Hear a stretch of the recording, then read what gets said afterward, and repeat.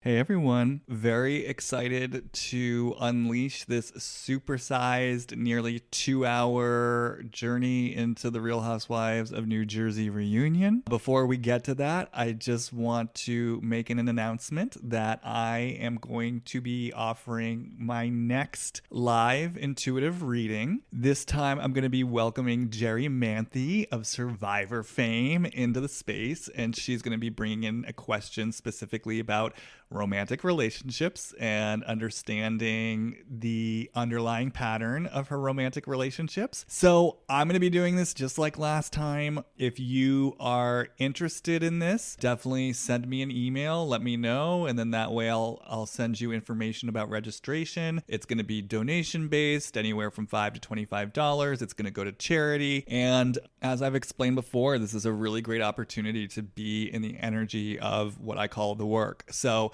if you are someone who listens to these podcast episodes and they take you somewhere and they cause you to reflect on your own lives, or you get your own hits or downloads from listening to them and you want more of that, these live readings are a real chance and opportunity to kind of be in the ether of that type of thing. And if you're someone who in particular is drawn to themes and issues surrounding romantic relationship, then this might be the space for you to learn a little bit more about that for yourself. I know I heard from a lot of people that Arissa's reading truly did end up taking them to places inside themselves and getting closure and completion on unresolved experiences in their own lives. So there really is an opportunity here to use this reading as a catalyst for your own journey and your own inner work. And you will additionally have the chance to ask me questions live based on anything that came up for you during the process of the reading. So the door is open. Like before, I'm going to keep space somewhat limited.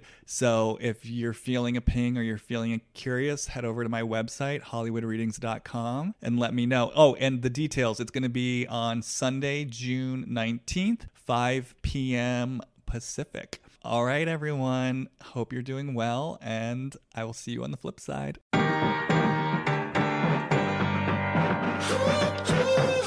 Hi, and welcome to Deep Dive with Jamie Stein, where we take a deep dive look at all things reality TV, pop culture, and the world at large. I'm an intuitive and an empath, which means I pick up on the thoughts, feelings, and energy percolating in other people and the world around me.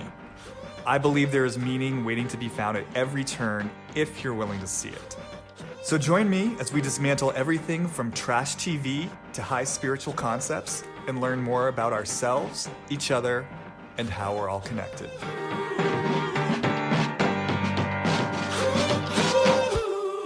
All right. Hi, everyone, and welcome back to another episode of Deep Dive with Jamie Stein. We're going to see how this goes today. I don't know about everyone listening to this, but this combination of the blood, lunar eclipse, new moon, whatever it all is, plus Mercury in retrograde, it has got me doing circles, energetic circles in my life. It has been a long week. It has been a long day. It's Friday evening. I'm exhausted, but I'm here and I'm ready to talk about some housewives. We're going to get into Housewives of New Jersey today. I will say up top, and I'm going to elaborate on this a little bit in a moment, I've been resistant to go back into Jersey. I did one episode previously where we got into Marge and Jen and that whole conflict, but I've been hesitant to do more because I knew that it would mean getting into Teresa, and I've had reasons for not wanting to get into Teresa, but like I said, we'll get into that in a second. But I have a great co-pilot here with me to help navigate these dense waters. A lot of you probably already know her. She is the woman behind both the podcast and the Instagram account She Speaks Bravo, Emily Hanks. Welcome to the Deep Dive, Emily. Thank you so much. I love being called a co-pilot. Oh, you are my I feel very important that way.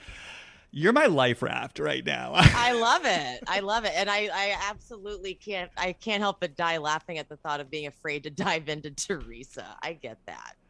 Well, I understand. Because I guess if I'm just going to jump right into it, you know, the truth of the matter is, as everyone knows, right, Teresa is to be kind about it, not the most emotionally intelligent woman, right? So she's kind of a roadblock in the middle of the cast, and which is fine. I'm fine with it. I know, because I get messages from people and I see what's being written on social media, I know it's deeply triggering to a lot of people. And people, I mean, I posted to my stories today. I was just like, you guys, I'm doing a podcast up about New Jersey. What do you want to hear about? Which, first of all, I just want to say, inundated with. So the people want their New Jersey content. I hear you loud and clear, and I apologize in advance because we're not even going to get into 70% of everything you guys want to hear about. But there were a lot of messages basically to the effect of what the fuck is wrong with Teresa and why is she the worst person in the world. Yeah. And I think for me personally, I just don't find it that interesting. I just sort of feel like, yeah, it's just sort of like all roads end at the like brick wall of Teresa. She's the star of the show. She's not going anywhere anytime soon. So it's like we can talk ourselves in circles around the whys and the wherefores, but at the end of the day, it almost just feels, it's almost like I feel the way the energy doesn't move in the cast, and I get scared the energy isn't going to move in this conversation, and I feel exhausted before we even start. And I think because I'm not personally angered by it, I'm just more kind of like, ugh, do we really have to go there? Exactly. That is exactly how I feel about it. Like, I could dive into it, but I'm like, there's almost no point. Like you said, she's not going anywhere.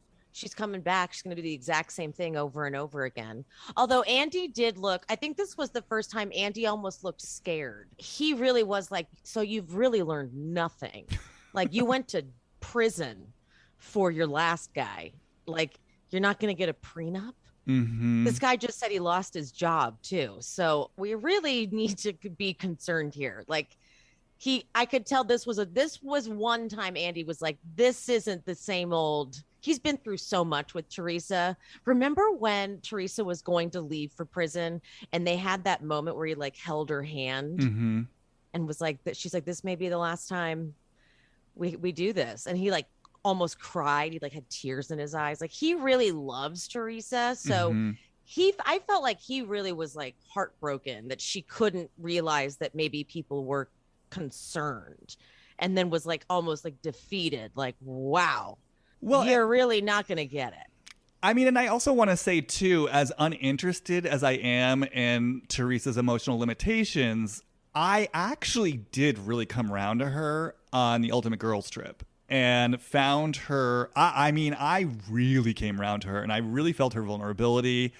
I loved the way that she walked her relationship with Melissa during that show. And I found myself actually really rooting for her. And even though I haven't ever necessarily believed, Louis is the Prince Charming of all Prince Charmings, hoping that at the very least he would be on his best behavior, knowing that he needs to be. And I'm also someone, and I follow your content and I often comment on it. I don't know where you stand on each and every person at all times, but, I'm someone, I'm definitely a lot more skeptical and wary of Margaret than most people. And I want to say, I actually think Teresa's not completely wrong about some of the things she's saying. It's just that she's got no capacity for emotional nuance, complexity, or like getting into the trenches, the details. So she loses the plot and she becomes her own worst enemy, and she makes herself look like a complete fool. But there are definite grains and seeds of truth in what she's saying about Margaret and what she's picking up on in terms of the energy that Margaret is bringing her. So it's been, I guess I'm contradicting myself, because I guess there's been a little bit of complexity for me this season, in that there is this part of me at this point that is rooting for Teresa in a way, and I feel her in a way, and I also feel the frustration of what it means to have to deal with Teresa at the same time, and that it all never goes anywhere. Yep. I think that she lacks the ability to communicate effectively, because Marge never takes accountability. We're like, when they brought up the therapy comment, when Marge said the bit about kids can get therapy, she didn't once say, you know what, that was a bad thing to say. I shouldn't have said it. She just really talked her way around it. She won't ever like settle into an apology. She won't ever take any ownership. And it's frustrating because she sort of really feels above it all at all times. I love that Andy got really like when Andy got really mad that we saw in the trailer, it was mainly at Margaret. Yes, it was at Teresa, but we expect that. But Margaret was pissing him off too. She was just as insufferable and just as stubborn and just as one track minded as Teresa. Oh yeah. Oh. Kendrick called Margaret, Kendrick over from Reality Comics 2, called Margaret a Teresa variant. For sure. And I think that's been a lot of her issue with her. You know, I mean, I think from the beginning that I don't think Margaret's used to playing second fiddle. And I think, you know, given that, I think a lot of what we're seeing on the season of the show actually really is about the fact that Teresa is the star of the show and sort of watching the rest of the cast have to navigate that.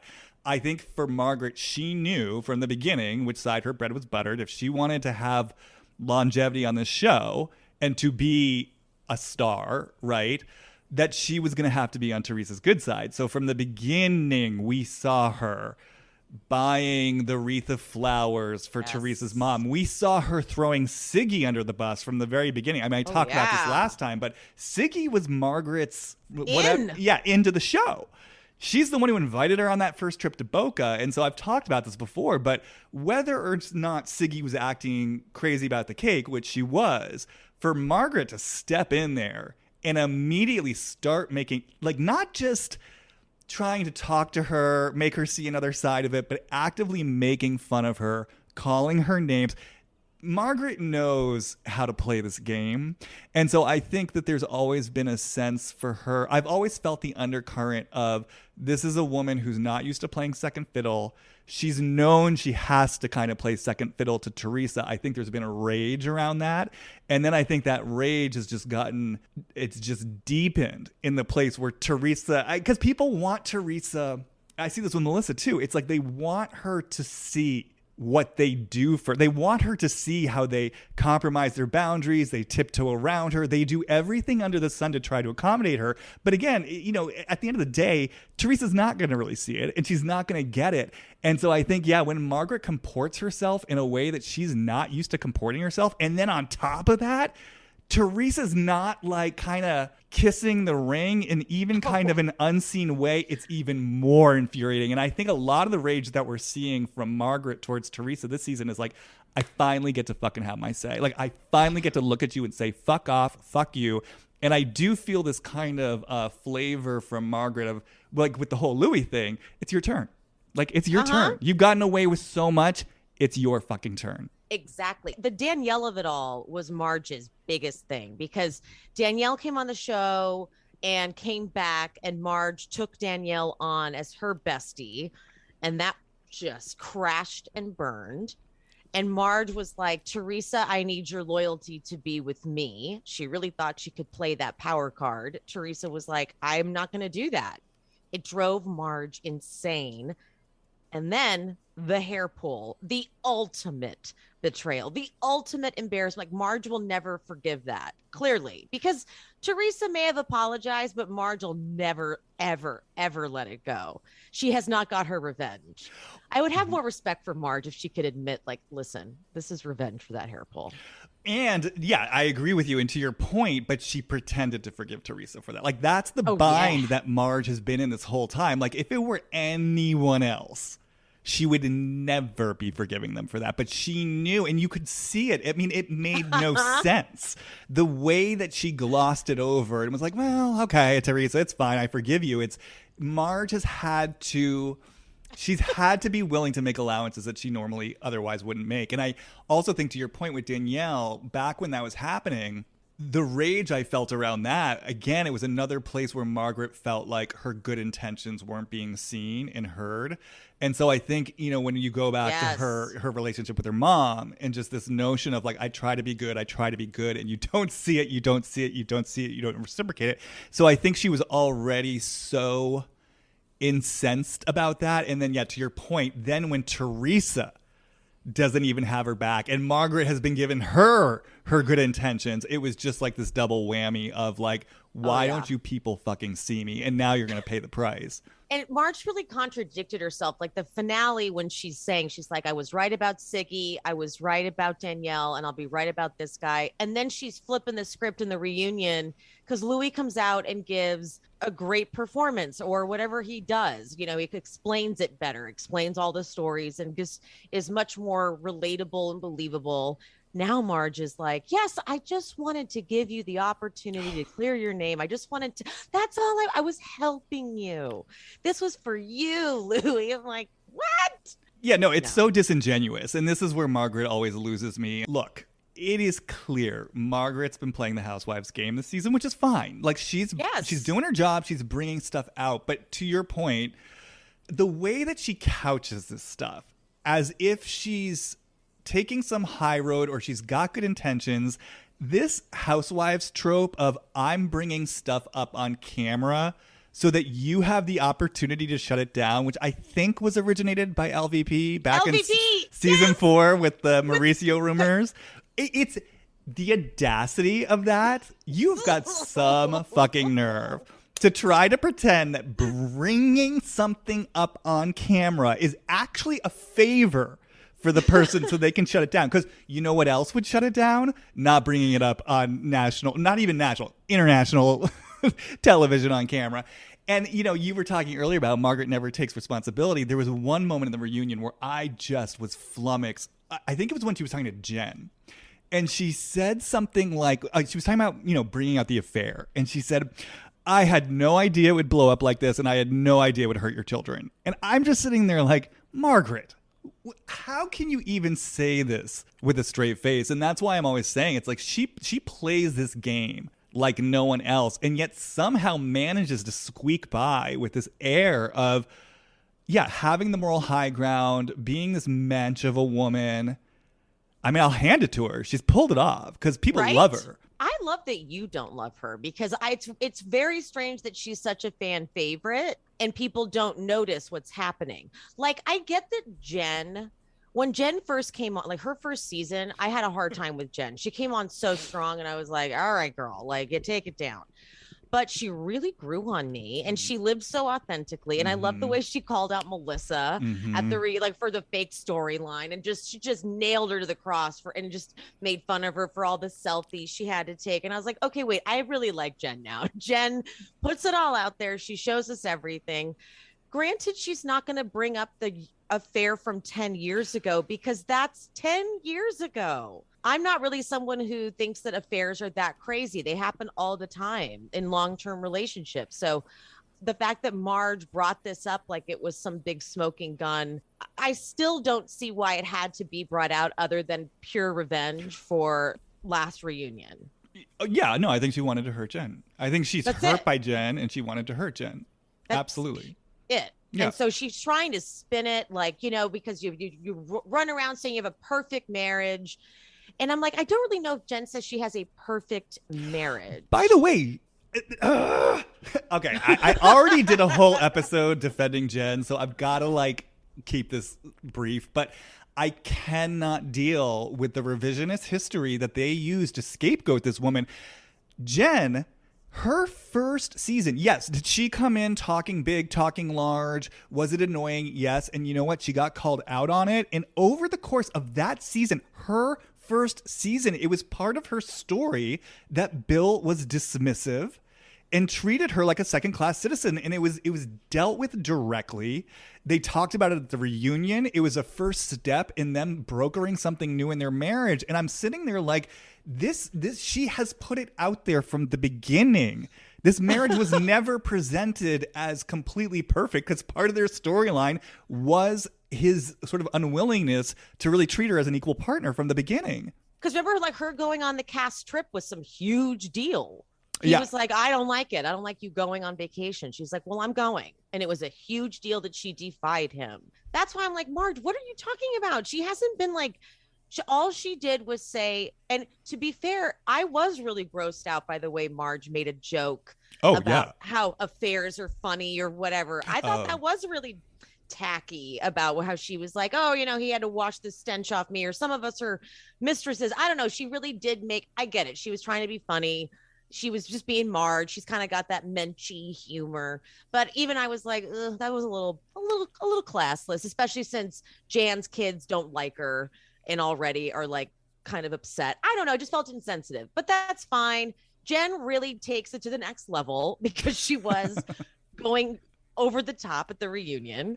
But I'm sorry, Jen cleared Marge at that reunion because she said to her, "You called me a concubine. Mm-hmm. You have shamed me just as much." Exactly. But Marge never owns that. Exactly. I think with Margaret, the way that she gets ahead of things and she makes those jokes, I feel like she doesn't claim ownership of what she does. And I think part of it is that she doesn't want to feel, in all these situations, I don't think she wants to really feel her impact. And I think part of that is because I don't think she wants to feel her impact, for example, of the deeper stuff. Like, it's easier to joke about the affair and it's this and it's that than it is to feel, holy shit, I did something here. And by the way, this isn't to vilify Marge. I'm sure that marriage had its problems, and her decisions came from her humanity. And, we make decisions that sometimes hurt other people and have an effect on other people. And I've just always gotten this sense both that there's something in Margaret, that does not want to feel the impact of the choices that she's made on others. But part of that is because she also doesn't want to feel the impact that others' actions have had on her, like AKA her mom. I think that she's holding at bay a lot. And I hear this voice that kind of says, if no one's really going to honor or acknowledge how I feel about things, I'm not honoring or acknowledging how you feel about things. Obviously, this is all on the unconscious level. But I think this is sort of why she feels so justified to go out there and to be vicious. And oh, that's good. I like that. So, I think, though, just to bring this back around to Teresa and Louis, a lot of people sort of asked just about Teresa's rage towards Margaret. And I think everything that we're speaking to in some way ties into the rage, where there's a couple things here. One, I feel like at this point, oh God, sorry, I'm having an empathic moment. I'm feeling something. I really feel like when I kind of feel into Teresa's relationship to the show at this point, it really, to me, feels kind of like a prison. It feels like it's something that I think if she really could, she'd walk away from it. I think it's taken so much from her. I think it feels kind of like a machine she's trapped in, because she's got to keep this machine going. She's got to pay the bills. She's got to support her daughter. She's doing it all on her own. And on one level, it's like, okay, great. I've got this show and this means to do it. But I think there's a part of her, I just always feel like there's a part of this woman, like she just wants to be the wife and the mom. And I think she's devastated and enraged by what this has taken from her. And it just feels like this albatross around her neck. So I think there's sort of one piece of it there, which is like her sort of resistance or her hesitancy or her resentment of the show. And then I think with Louis, I can feel how this guy to her really does feel like her Prince Charming. It's just like when I kind of feel into it, it's like he's my out. He's the one that's going to take care of me. And I think, and this is where I start to cultivate more compassion for Teresa. Like, I really do feel like fundamentally, it makes me sad even to say it. Like, I feel like she doesn't feel like she truly deserves love, And I feel like, even when we think about that relationship with Joe Guidice, I just always go back to that, that early season where he took that call. He was calling her a cunt in the vineyard. Everyone knew something was up. And what does Teresa do? She goes running and starts having sex with him in the vineyard. I mean, it says so much about her mindset and her sense of worthiness and her feeling of entitlement to demand like a certain basic respect. I mean, this is a woman who, to me, just on some fundamental level, doesn't really feel like she deserves a man's warm and conditional love. So I say all this because when a lot of people are asking about this relationship. And so for me, it's kind of like when I drop into Teresa towards Louis, there's definitely a flavor of like I said, this is my Prince Charming. This is my out. This is the thing that's going to save me. And then feeling like, holy shit, the show is going to fuck this up. It's like the show is going to fuck this up. Like, this is going to be another thing the show takes from me. And it's like this clenching fist of like, I got to go into this show. I need it. I won't let this show take him from me. It almost feels like, you know what the show feels like to me, metaphorically? Her STD she hasn't told him about yet. It's like, oh my God, I found this guy that I love so much. I want this to work out. I need this to work out. Holy shit. Oh, that's what I mean. It's something I'm ashamed of. Like, it's something that's bad about me. It's something that's going to turn him away. And I've got to manage and control the show at all costs so it doesn't drive him away. So I think when Margaret comes in and she's doing the show thing, yeah, I just think for Teresa, I think, first of all, she interprets it as the deepest betrayal. Yep. Because I think Louis in that love represents a vulnerability in her that is so hard for her to tolerate. And so even though Margaret, I don't think, knows this, I think the way that Teresa is experiencing this is like, you are attacking something that is so precious, vulnerable, and valuable to me. It's almost like going after the kids. It's like you're going so fucking low. And I think that, I just think in seeing Marge's machinations, it becomes almost the target of her unexpressed rage over just the whole situation she's in. The powerlessness of being kind of handcuffed to the show and the fact that it might take something else away from her that she cares so much about. Do you get the sense that Louis is interested in being on the show? I don't know. It would be interesting to drop into Louis towards the show. Maybe I'll do that in a second. There's one thing I'll say about Louis up top, because a lot of people, they ask about Louis. Yeah. And they kind of want to know, what's his deal? And there's a lot of comparisons to Brooks. To me, Louis feels different than Brooks. And I think there's a fundamental difference between them, which is I experience Louis as someone who wants to be a good person. Like, I really feel like Louis. I agree. Yeah, he wants to be a good person. When he first came on the scene at the beginning of the season, I just kept hearing the voice like, I want to be a good boy. I want to be good. I want to be good. I want to be good. I want to be good. I think he's at odds with certain aspects of himself. Clearly to me anyway, he's got currents of energy that are likely usually repressed and then come out in volatile ways.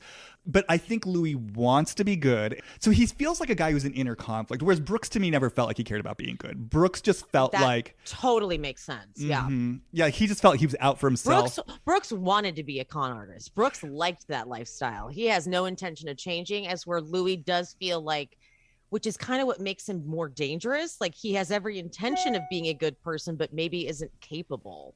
I do fear that he has a darkness to him that he can't control. I think he could control it if he had space to explore it with consciousness. Okay. But I don't think he's found that space, because this is the guy, again, he did go to that warrior camp. Like, he's clearly a seeker. But doesn't that freak you out that he's done so? He's always doing a thing. He's always doing a meditation, a mantra, a retreat, and he still hasn't found it.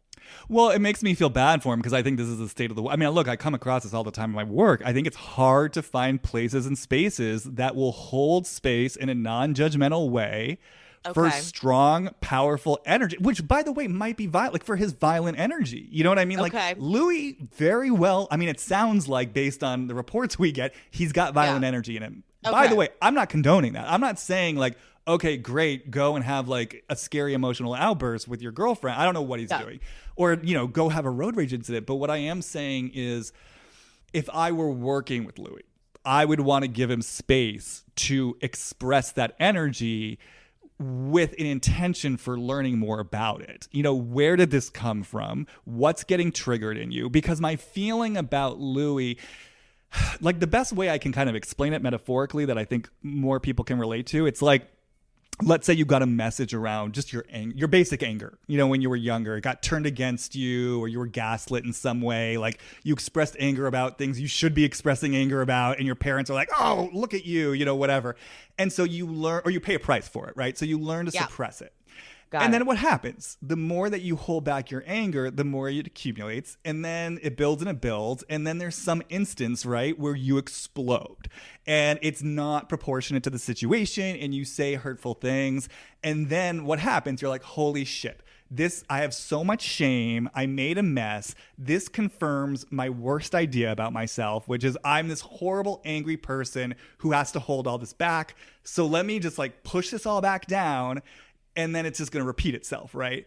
Where the healing would be is like, well, no, like, let's give you permission not to like leak it out on someone else, but to explore again what's being triggered, where is this rage coming from, and then kind of backtracking that to learn like, where did you get the first message that you don't have a right to your anger, because that's what we got to deal with, right? So with Louis, he does feel like, I mean, you know, just even taking him in, he's got, I mean, people make fun of it, he's got that red flushed face, he's got a lot of energy, you know what I mean? He's going to warrior camp, he feels like this strong kind of aggro guy who's got a lot that wants to move through him. He also has a lot of sensitivity, like that's the thing, he feels like this guy who has a lot of heart, a lot of sensitivity, a lot of like warrior energy, if that's what you want to call it. And I just get this sense, I mean, we've seen very little of him, but my initial sense is like early messages, I keep hearing mom. Like, I keep hearing like an overpowering kind of devouring mom. It's like, oh, Louis, like, be a good boy, Louis. Oh, Louis, don't do that. Like, just early messages around his more powerful energy, and it's somehow getting labeled bad, wrong. We don't do that. Men aren't like that. Suddenly what I'm hearing is like, you don't want to be like your father. Your father's like that. You know what I mean? Like, getting these sort of messages about like, that's toxic. You know, to use today's language, that's toxic masculinity, Louis. So it's like there are these parts of himself that may actually be vital that he's learned to push down, and then he's outraged about it. And then what happens? It comes out in these violent outbursts, and you've got this guy who on one side is sensitive and is kind of like, I want to be good. And then he's like, holy shit, I'm this monster. I'm so ashamed. I'm doing things I'm not supposed to be doing. I got to hide this. And he's sort of stuck in this bind. That's kind of how I experience him. Okay. What I do feel most immediately is that I think part of his investment in this relationship is he likes being the quote unquote rational one who gets to be the like the one, because you saw at the reunion the way he's whispering to Teresa, just calm down. You know, I mean, he gets to be kind of like, ooh, wait, I have a question about that. Okay. So I would have thought that they would have had a conversation like ahead of time before they went on set. Like, we're not hugging them. We are not high-fiving them. We are not making up with Margaret and Joe. And then there he goes, giving them hugs and shaking their hands. And Teresa's like, don't touch them. Don't you be saying hi to them. Was that like a betrayal on, because it was right there on camera, kind of made a fool out of her. That confused me. It left me a bit baffled. I just sort of compartmentalized it and left it over there and didn't bother exploring it too much. So are you saying the point of confusion for you is just that they weren't on the same page? Based on the way the finale went, like when he said, she just wants to sit in your seat. He seemed like they really were on the same page with Margaret's just jealous. She just wants to be where you are. We're together on this. Let's go on our, let's go in our big house. And then here he is at the reunion. They had a conversation and he completely lets his guard down, gives a hug, shows the reconciliation. It's on camera. And she's going, no, don't do that. And they're so on different pages. And he's even willing to lean over and say, don't do this. Right. Well, because I think my sense of it is that and in some ways, I think he and Margaret are similar in this way. I think he knows. I think he knows what he has to do. Okay. Because obviously the show's aired. They all know what everyone's saying. They know people are contradicting, what he said about the video at the Shore House. They know, he's seen the finale where he talked about their, their 50,000 square foot house. They know what, I'm not saying Teresa does because she's like a brick wall. Louis is smart and sensitive and emotionally intelligent to know what's being said. And he knows if he goes up there and he acts defensive and he stonewalls, he's playing into all of it. He's got to play the Margaret game.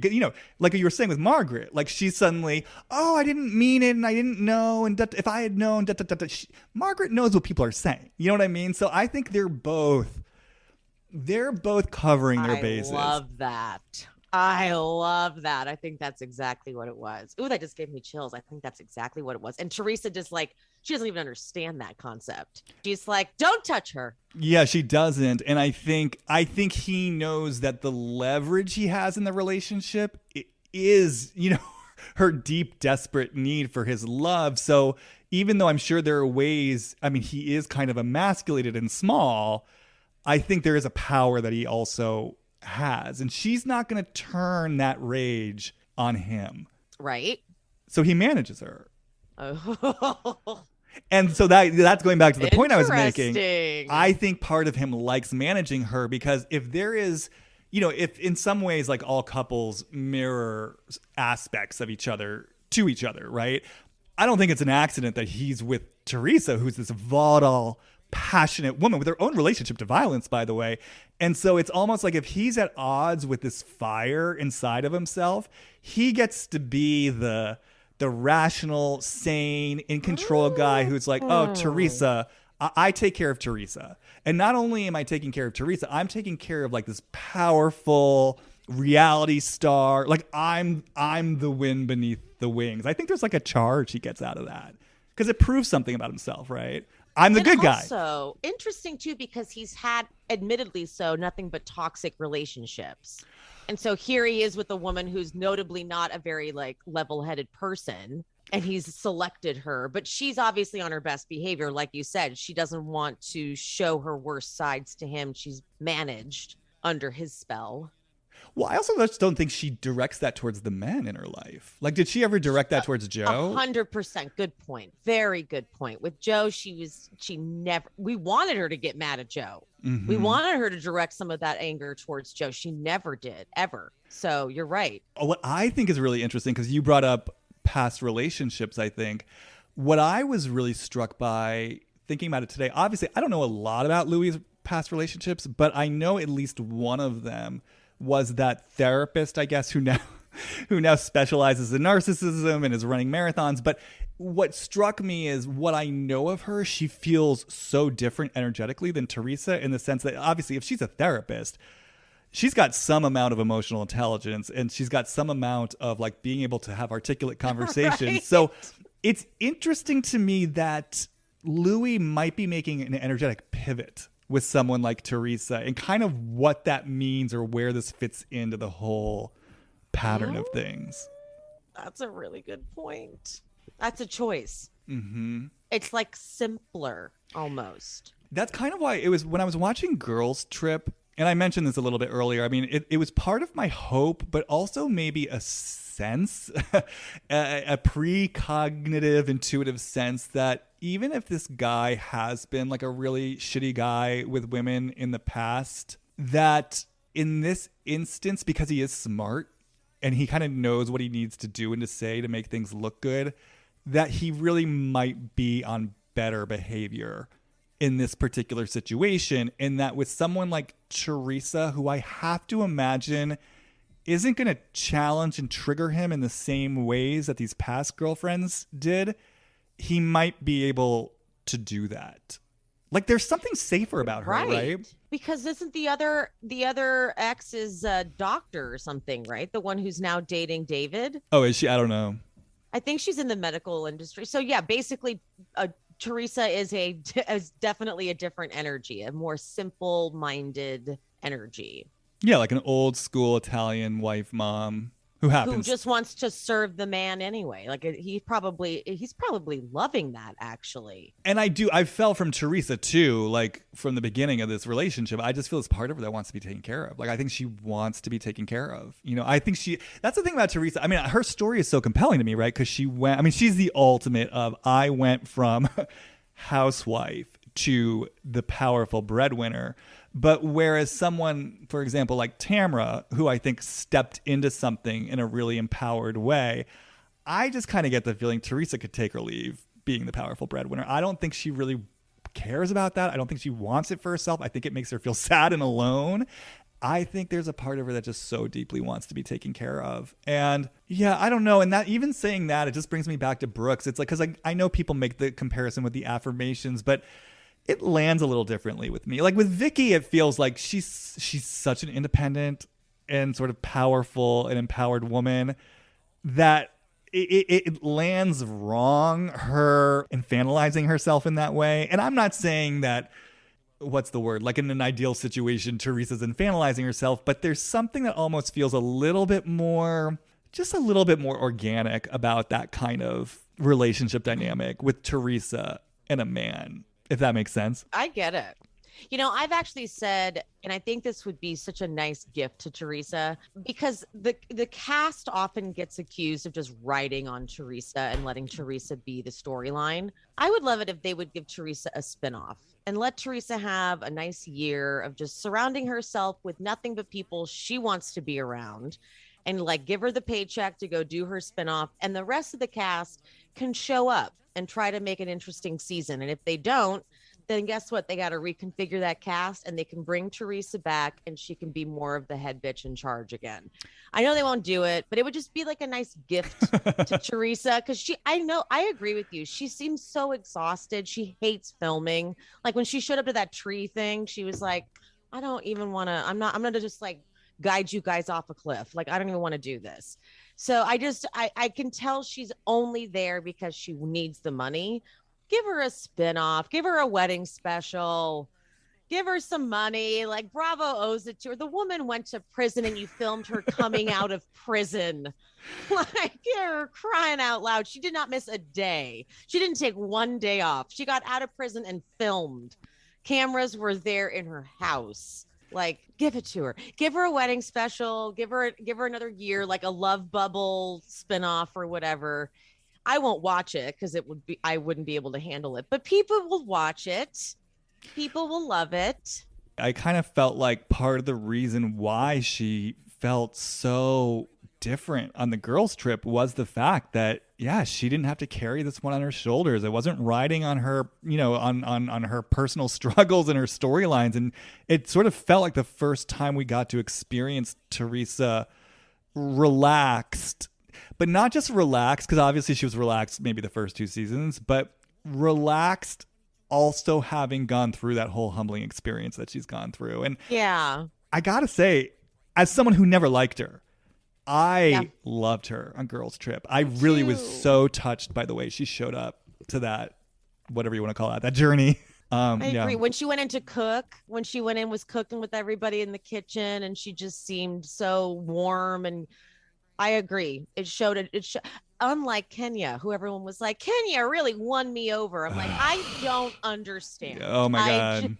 I think you and I are the only ones in the Bravo community that are like, what are you talking about? To this day, and the thing is, Emily, like, I don't even love Cynthia at all. Neither do I. But to this day, when I hear people talking about basically blaming Cynthia for that situation and, denigrating Cynthia's role and all of that, it makes my blood boil, because I'm just, are we watching the same show? And the horrible friend, the second that Kenya was accepted into kind of like the popular crew and the cool girl clique, how quick and ready she was to dispose of Cynthia, completely dismiss her feelings, be actively rude to her at her little party events. I mean, it was, to me, it showed everything I needed to know. Thank you. But Teresa, on the other hand, and Teresa said a lot of sweet things on Ultimate Girls Trip. It was pointed at Melissa, but it was like, on my show, it's nothing but adversaries. Like, there's no one, I don't have any person on my show that's like my ride or die. And even with Melissa, though, like, I really felt from Teresa on Girls Trip this sense of, and this is going to sound negative, but I don't mean it, like this sense of, I maybe don't like you as a person. And I don't even like the choices that you've made, but you are my sister-in-law. And at this point in my life, I'm going to get along with you, because it's just important to get along with you. And I mean, I think that's the thing. People say Teresa hasn't changed at all. And I get it in terms of her behavior this season. Yes. I mean, this is definitely stubborn, willful, old Teresa that we've seen throughout the whole series. But I will say, the Teresa on Ultimate Girls Trip, no, that to me was a vulnerable, humbled woman who is giving other people grace. And I do feel like there's been change in Teresa. I just think when the flip gets switched, she's back in her old ways. Well, the premiere episode of this season, it's at her house, and Marge, the first thing out of her mouth is, Louis got to talk about that video. That's the first thing she says. So Teresa's hairs are up and she's like, listen, if we're about to do this, like, it's not going to go down like that. Yeah, and I'm so glad you're saying this because, I mean, and I promise not to make this a Margaret episode, but it's like, this is why I can't stand Margaret, because it's like, look, Margaret, if you're going to do it, because here's the thing. We all know Margaret, yes, is playing the Housewives game. I do want to say, though, Margaret does have a choice. She doesn't have to do that if she doesn't want to. Dolores did not do it. Jennifer didn't do it. I think Dolores or someone, even at that pool party, started to bring it up. Teresa shut it down, and you saw they were like, okay. You know, they stopped. So, you know, you are still making a choice, and we all know there are things on these shows that the women do agree not to talk about sometimes. You know, there's kind of selective, who knows what the selection process is for what they decide is fair game and what isn't. But Margaret made an active choice. Okay, fine, you made that choice. But it's like, you know who this woman is. You know who she is. You know how she's going to respond.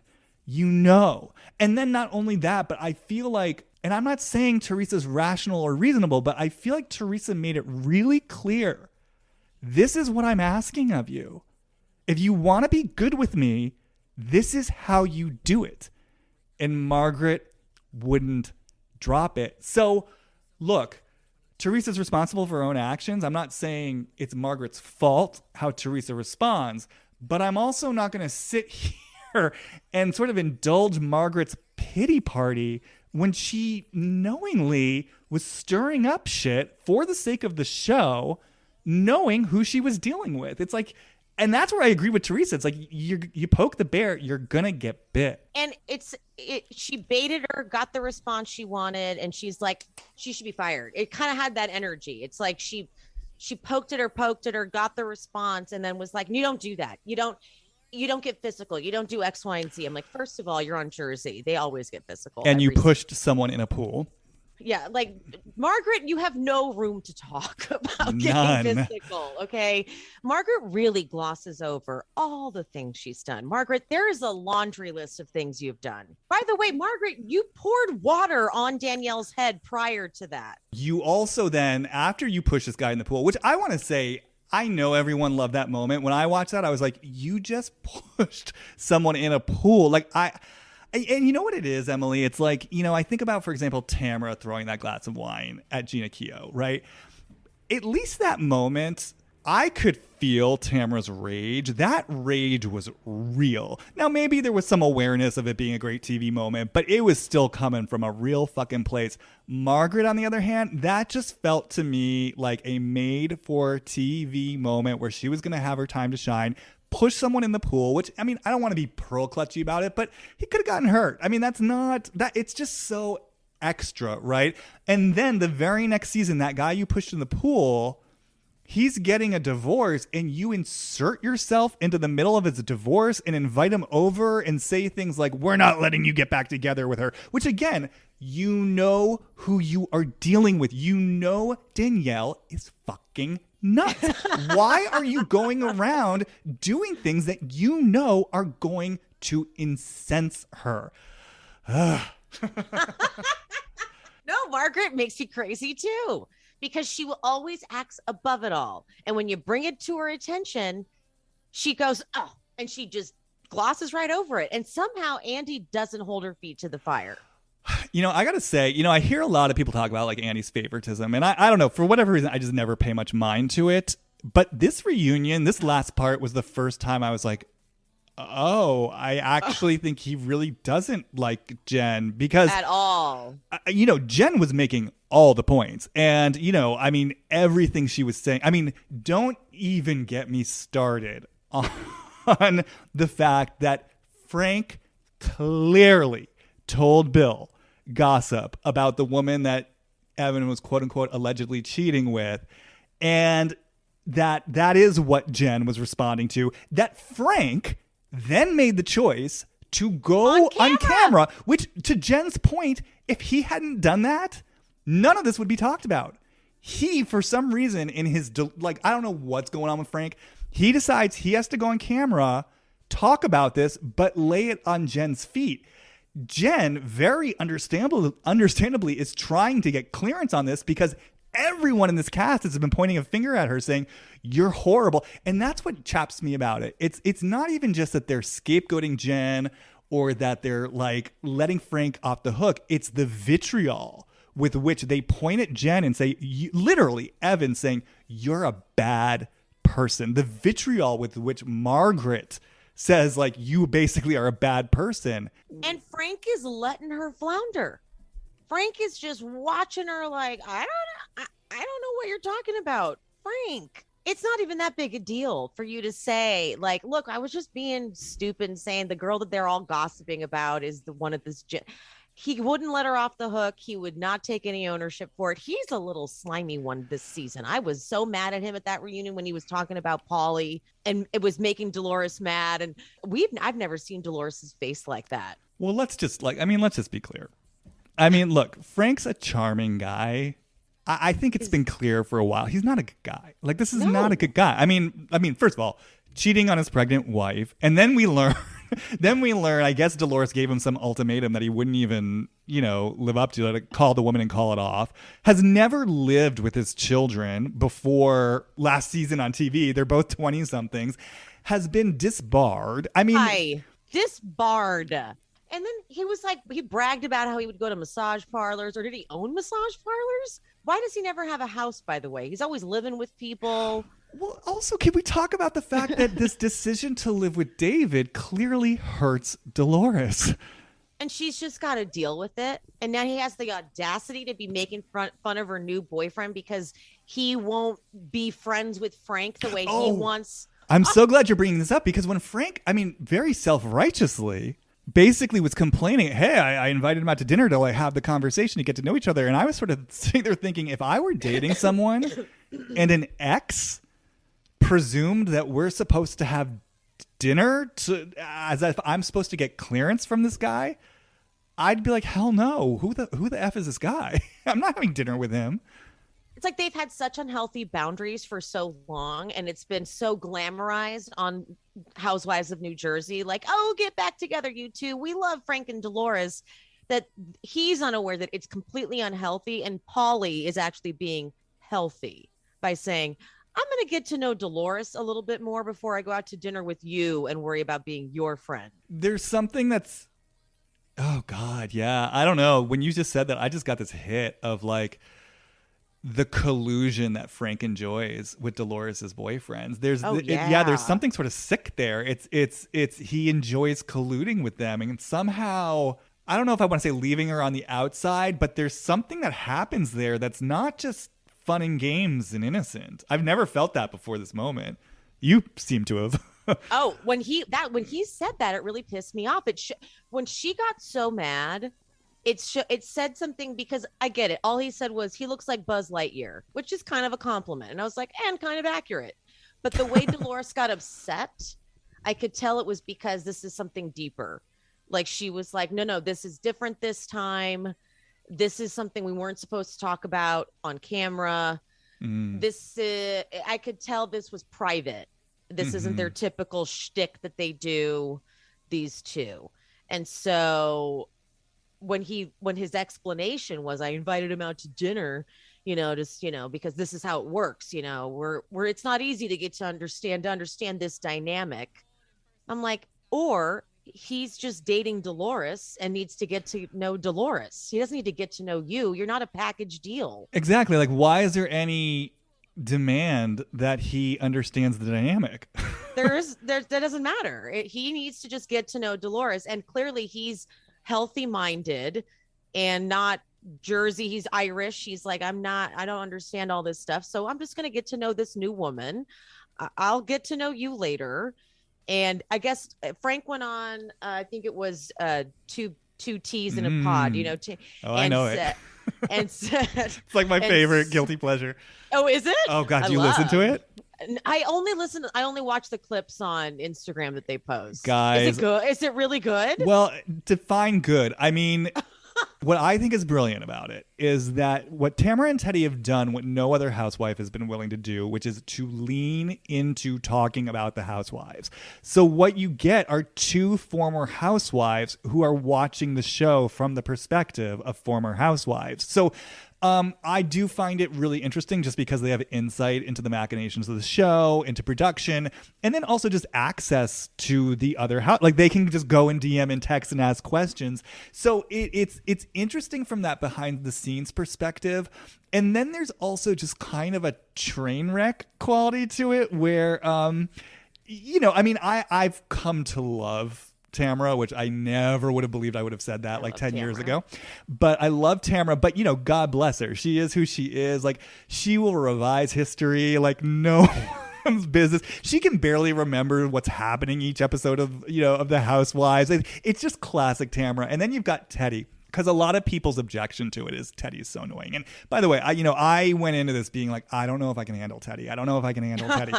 But it's not that I like Teddy at this point. It's just that I go on the ride with her, and she's trying. She's trying, and I'll tell you, I spend a lot of time really thinking about what is it about Teddy that's so annoying. Like I really think about it. Like why is she so triggering? Why does no one like her? What is it that's inherently unlikable about her? So there's just many different facets to it, and I will just say for me, it's like when I just want to unplug. And I don't want to be thinking about anything. I put on 2 Teas in a Pod and I get lost. It's like a comfortable old blanket I just slip myself right into. That was kind of a good pitch, to be honest. Like you could submit that to them and be like, hey, just if you want to use this. Like they could. It was good. Teddy, I spend a lot of time thinking about why you're inherently unlikable. And why you trigger people and why you're just inherently annoying. And you know what I've kind of decided about her? Because I've thought a lot about like what makes her so provocative? Why is she so provocative? And I actually feel that probably there's something underground in her that's provocative, like that she likes to provoke people. Like she feels a little bit like that 5-year-old who's like, I'm going to poke you. Now I'm going to flick your ear. But she doesn't own it all the way. And so I think that's part of it. Like there's just something in her that, she's buzzing around you like a gnat because it's how she wants to get attention. But it's disowned. God, that is so accurate. Right? Oh my God. That is so accurate to Teddy. That really is her. But I don't think she knows that about herself. No. Yeah. I think in her conscious mind, she thinks she's doing all the right things, trying so earnestly to be fair, to do this, to do that. I mean, 100%. And this is where I feel bad for her, and this is like what my work is, helping people see the difference between the unconscious mind and the conscious mind. But I feel bad for her because it's like, there's something in her that's just so like, I'm going to get you. And then you just want to smack her down, right? That is so correct what you just said, but it was like such a fun, like what you just did was describe perfectly why Teddy's so annoying. I'm so glad we took this little detour into Beverly Hills. That was so funny. Frank was on 2 Teas in a Pod and he was saying that things are better now with Paulie. He's coming around to the dynamic of Dolores night. He gets how it is. I'm like, shut up. Like no one that comes into Dolores's life needs to include you in it at the level that David has. That's unhealthy. The entitlement of that too. You cheated on this woman when she was 8 months pregnant, left her to take care of 2 kids, literally never helped her at all. She had to watch you like philandering all around town. And then you have the nerve to be controlling of her boyfriends now. I can't with him. Like, I can't. Well, I thought what was amazing was that moment where I think it maybe got played off like a joke, but I don't think it was initially a joke, where he pretended like he knew what it was to wake up in the middle of the night and change diapers. And he said that, and I found myself questioning, wait, did Frank wake up in the middle of the night and change diapers? And he asked the question, and they were like, no. And then he laughed it off. And I was sitting there clocking that, thinking to myself, you just lied so easily. Yeah. And if Andy hadn't said anything, no one was going to say anything. Yeah. Frank's a dog. Frank's a dog. He's very charming. I mean, I get why people like him. He's incredibly charming. I'm sure if Frank walked in here and had a conversation with me, I'd be totally tickled in loving Frank. But let's not make mistakes about who this guy is. What are your thoughts on Joe B? Can I say one last thing before we shift to Joe B? I don't know if there's anything left to say about this, but I do want to say I am so drawn to whatever this energetic pattern is where Frank lies about what was said to Bill. There's this glaring lie in the room.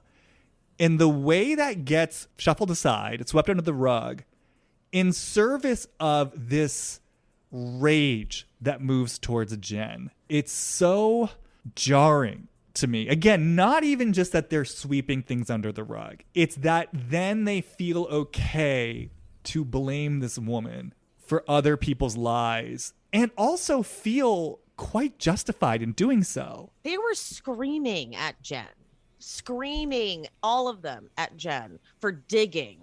And she's just trying to say, I wasn't digging. It was like a part of a conversation. And they just all attacked her. And Andy like laughed at Jen.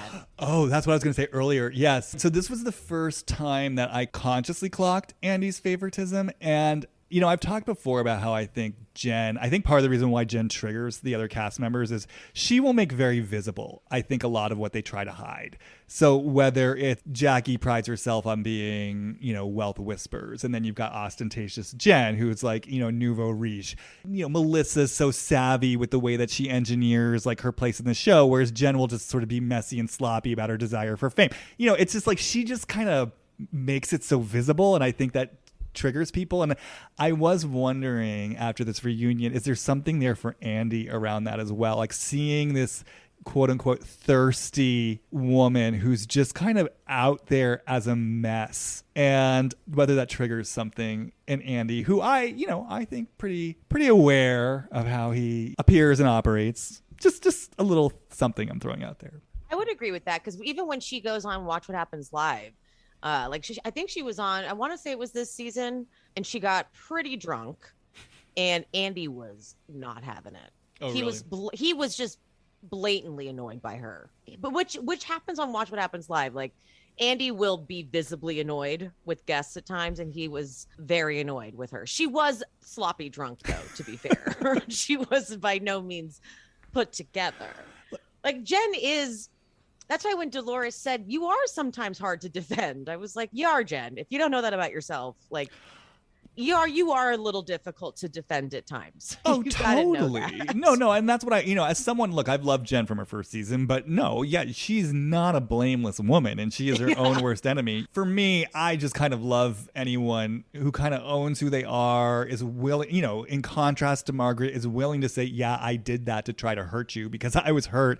And I just think I've seen her grow. And I think she actually, despite these women's claims otherwise, I think she actually brings her authentic self to the show. I really thought that she had such a gorgeous arc happening, and I think Teresa is the roadblock for any growth on this show. That was what bummed me out. I felt like the after show Jen was so different than what we were seeing in the season. Like, when I would watch the after show, I was like, oh man, I could tell Teresa kind of like the two of them got together and really formed a tighter alliance, and Jen got almost paranoid because Teresa can get paranoid. It's true. And so Jen took some of that on. And so she was like, she had some theories in the after show that I was like, what are we saying now? And Dolores became an enemy because it was like, she was convinced, I think Dolores was like scheming with Margaret. I don't think that. I think Dolores has just been in this circle of crazy for so long that she can navigate being friends with Caroline and being friends with Teresa. And she's like, remember when she walked in Kim D's fashion show, the same Kim D fashion show that Teresa like bum rushed with like her posse of people. Margaret and like Melissa were there too. Like, Dolores just knows kind of how to remain somewhat, what she's on the side of whatever she thinks is right, even if it's an unpopular opinion. Does that make sense? Yeah, I mean, and what it comes to me is she's made a whole life out of that. I mean, that's what's at play with her family. I mean, it's she stays in this amicable relationship with Frank, then she navigates that with her boyfriends. The kids are on one side. She's always sort of walking this middle ground, which is interesting. I find that spoke on the wheel, or that energetic position, interesting, of like what it means for Dolores to be walking this middle ground. It's weird because there's a way in which she takes stands, right? But then there's a way in which she doesn't take stands. It's like she takes stands on behalf of not taking a stand. And I almost wonder, like, what would it mean for her to really take a stand in a certain type of way where she's laying something down and saying, no, Frank, this isn't actually okay and I have feelings about it. Or even, no, David, this isn't actually okay and I have feelings about it. No, Teresa, it really fucking hurt me that you didn't invite me to this. And now our friendship is damaged. It's like there's always a line that she's towing. I don't know. My just sort of kind of faint initial impression, it's something around like if I did take these stands, it's kind of like there's no one on the other side. It's like no one's coming around to meet me halfway. It's interesting. It's almost like that's where I really will get left alone. But I feel like it becomes a self-fulfilling prophecy because then she maybe abandons herself in ways where there's people around, but I think she feels alone. Yeah, because that's a very interesting point. Because even just taking it like in the show, so you've got the scene right after, the quote fight with Melissa and Jen, when Melissa for some reason charges at Jen, but was just going to go talk to her. So Jen blocks it, but then it's, oh my God, Jen put her hands on Melissa. Ugh. Dolores took a stand. Dolores was like, I'm staying with Jen. I am making a stand. I'm not going with Margaret. I'm staying here with Jen. And the next night went to Melissa's shore house party. And even though it was just Margaret, Jackie, and Melissa, she was willing to say, I'm sorry, you guys all ganged up on her. And if you charge at me, I'm going to assume you're going to do something. So I'm going to block you.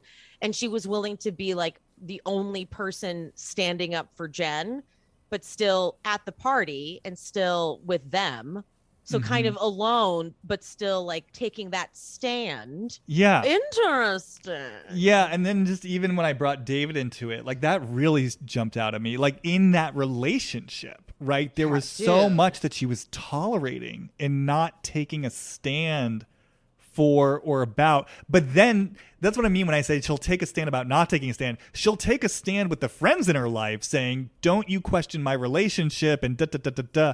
It's just, yeah, it is interesting how she manages to be very firm and stubborn about the way that she'll walk in the middle and not have a strong position unless you're Jackie.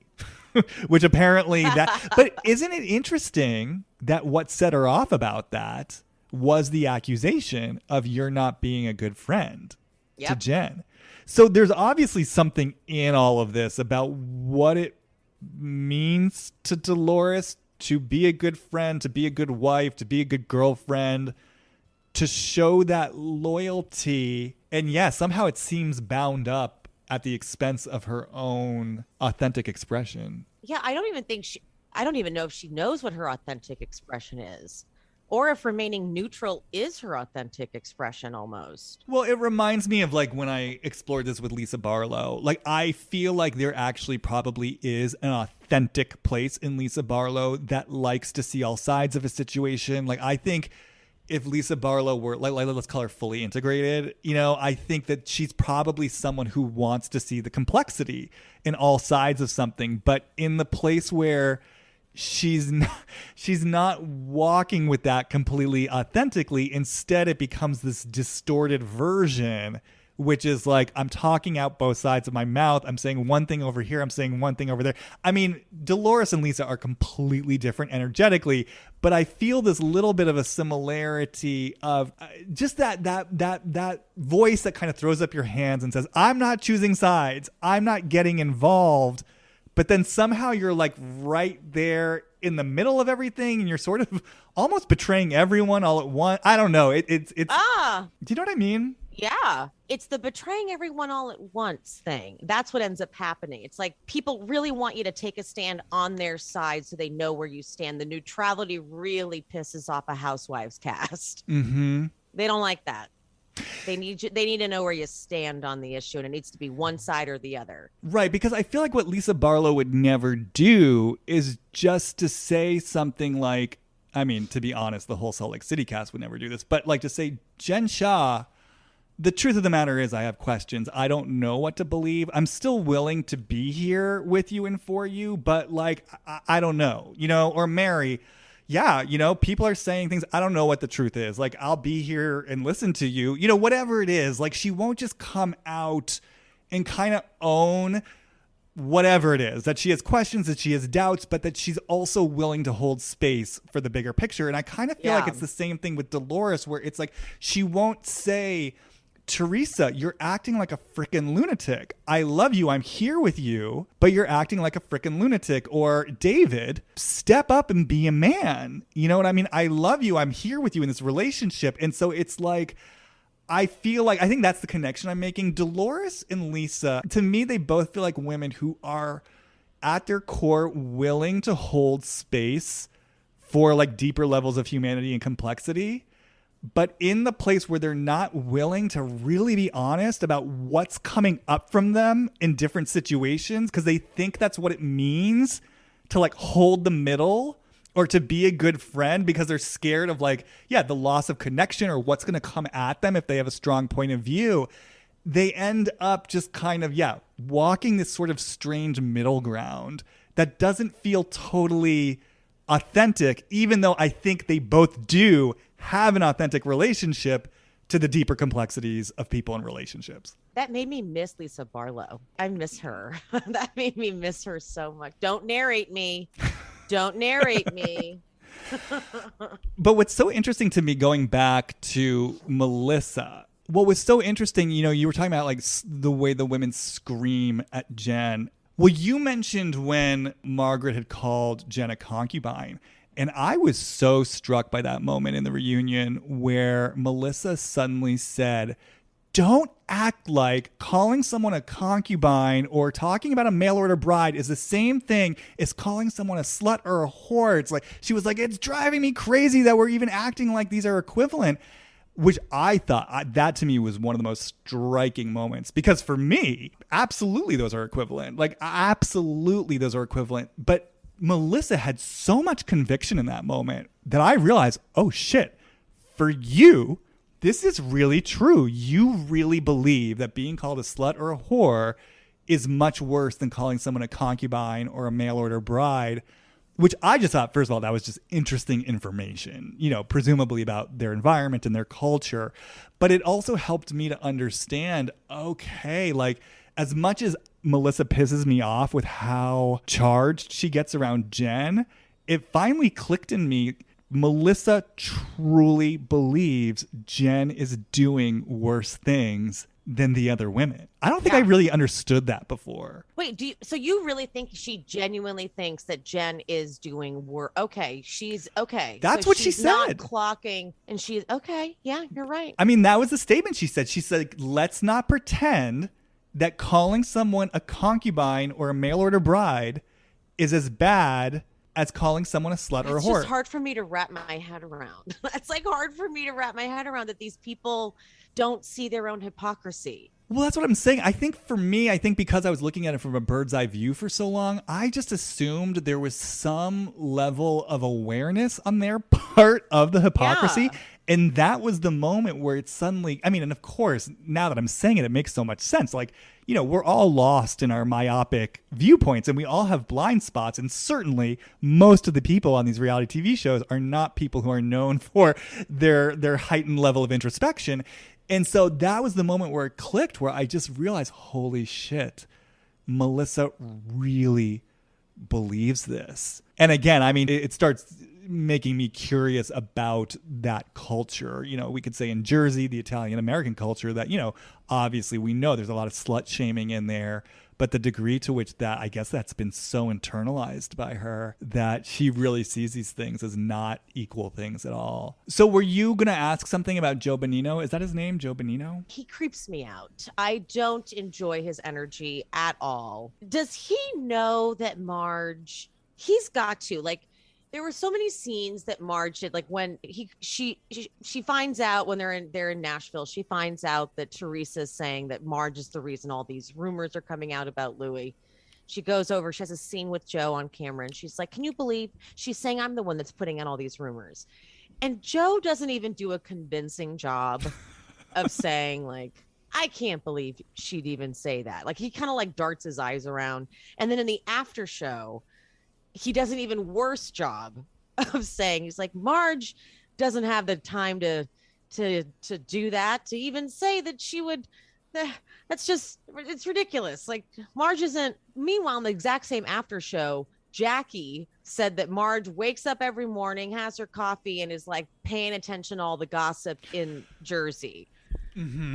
Joe knows, right? Yeah, I mean, there's a couple things I'm going to say, and this is why I was saying, I mean, even though Teresa loses the plot, she's not completely wrong about things. I mean, I'll just say, aside from just the vibe I've gotten off Margaret from the beginning, in this little niche that we're in of Bravo media-related personalities and whatnot, I know people who know Margaret who have expressed that she has specifically leaked information to them with the intention and hope that they were going to spread it around the media. I mean, this is what she does. I also happen to know that she will invite super fans to her home and gossip about the cast. I mean, this is what she does. So, I didn't know that. Oh, yeah. So when Wow. Teresa says, like, you're the one spreading the rumors out there, again, do I think Teresa's losing the plot? I mean, look, I think in the case of Louis, it was these ex-girlfriends. I don't think Margaret necessarily had anything to do with breaking the story. But I do think in Teresa's limited, way of processing things, she's speaking to an awareness of who Margaret is and how she's operating on the show. And that's why I get upset that Teresa can't advocate for herself in a calmer, more intelligent way, because it's like, no, you are calling something out here. Margaret is not just this innocent woman who graciously brings things up on camera for your charitable benefit. She's in the muck stirring this stuff up. Now, the other thing I want to say, though, in response to that, the thing that I will never forget, and this is one of those things that for some reason I feel like it gets lost in the shuffle. But that moment last year when Joe let it slip that he heard the rumor about Evan too at guys' night when Margaret wasn't there, of course, you know what I mean, to wield her control. And the way she reacted when that came out at that little dinner, I guess it got overshadowed by the whole fight with Joe and Teresa and Melissa dramatically flipping over the cheese cubes. But that said a lot right there, the way that Margaret, she was not happy that was said. And I feel like we got a glimpse of something that usually happens behind closed doors. And also the way Joe Joe didn't move. Margaret was like in his face and he stared straight. He didn't look at her. He just shrunk down in his seat and didn't look anywhere near her. He was like, I don't know. He's like, I'm going to be in so much trouble. Yeah, I mean, I think Joe knows how to be a good boy in that relationship. And I think he says and does all the things he's supposed to do and say. And like I said, I don't think Margaret plays second fiddle. And I think she's running that show. Look, my intention with this podcast isn't about like peddling gossip. I just think it's interesting that Joe let that drop at the poker night. Frank saying things about the alleged woman, at dinner with Bill. Clearly, there is a lot of talk about this. We'll just leave it there. It's not for us to know what's happening or what's not happening. But I guess this is sort of circling back around to, I mean, it's sort of similar with the situation with Frank. It's like Joe's saying something over here, right? And people are talking and whispering behind the scenes. And yet for some reason, Jennifer Aiden is getting fault. Yeah, she's the horrible person. It's all her fault. It's crazy. I know. We really scoot right over that Joe B thing. I'm like, Joe said he heard it from the women in the office. Mm-hmm. He said that. And I think this is sort of where we come up against the limitation of the weird brand of loyalty. I mean, certainly you could say on all the Housewives franchises, but certainly in Jersey, where it's like, it feels like there's this truth not being named, which, look, it doesn't even have to be the quote unquote truth that Evan's cheating, but there's a truth that there's some sort of rumor that's out there and circulating. And just the way that clearly it is being discussed and talked about, but in loyalty to Jackie, we're going to pretend like this doesn't exist, but then they'll crucify Jen for much of the same behavior. And then they got to kind of twist themselves into a pretzel, though, to make it seem like Jen is just this sort of lone wolf perpetuating some cardinal sin rather than acknowledging the reality that she's working within a larger context where this is being talked about amongst the group and apparently the town. And the problem is Teresa, her biggest ally, doesn't have the verbal skills to like back her up and explain any of that. So she just has Teresa who comes in and just kind of screams and makes it seem like Jen's even less credible. Mm-hmm. And like kind of just plays into what they already think about Jen. So she doesn't have like a good backup. And Dolores just remains too neutral and doesn't really explain it either. So I agree. Jen becomes total scapegoat, total enemy. Andy believes it too. Andy made it very clear at that reunion that I was also very annoyed that he didn't give her a moment with her receipts. Very well printed. They were printed that size so that he could read them. I thought that they were a perfect size. The font was, I thought it was well done. And it wasn't like she was taking up that much time. She deserved her moment.